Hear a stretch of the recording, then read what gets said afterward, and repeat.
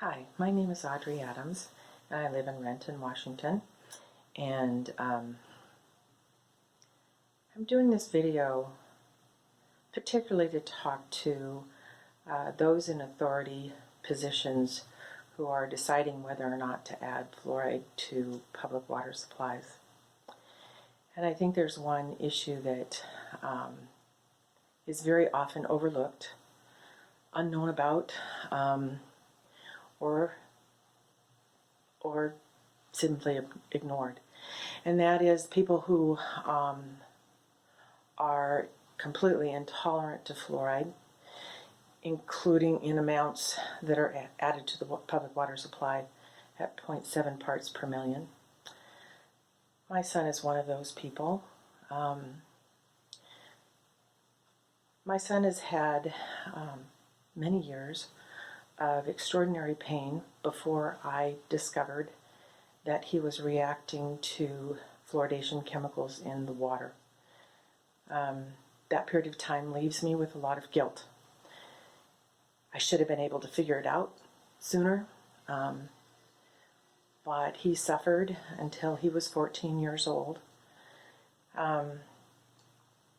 With autism and low language skills, it's more difficult than most.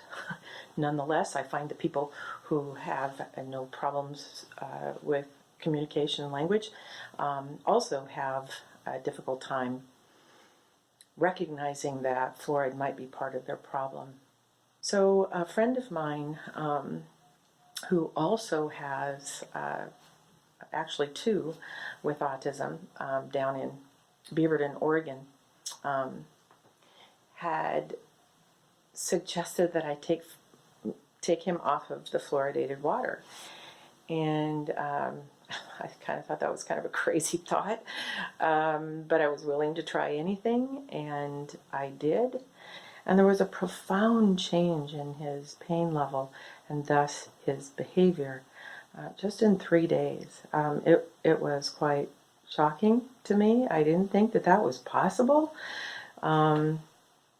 What's the big deal? Anyway, that was a huge eye-opener to me. I knew I had been on the right trail about avoiding chemicals in general, but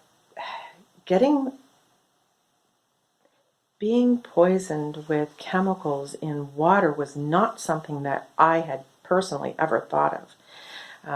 I thought everything that was put into the water was safe and good for us, and that was that. Anyway, turns out that that's not true for my son. My heart breaks for those families who have autistic children or autistic adults who haven't discovered what it took me 14 years to figure out, and I didn't figure it out on my own. At each step of the way, it was actually another parent that had a child with autism who had figured it out and who then told me. And I feel pretty stupid about that, and I have a lot of guilt about the amount of time that my son suffered, and I didn't get it. I didn't understand. Well, there's hundreds of thousands of me's out there who don't know that their son or daughter is reacting to chemicals in the water. Because why would you look there? It breaks my heart to think that there would be even one, let alone hundreds of thousands of children who might be affected from having a hypersensitivity to chemicals, and particularly fluoridation chemicals that are purposely added to the water for teeth, when there's so many other perfectly wonderful alternatives to dental care. They talk about poor families who can't, who don't have access to dental care. Well, give them dental care. Don't put fluoride in the water, because the fluoride is clearly a problem for a large segment of individuals with particularly on the autism spectrum.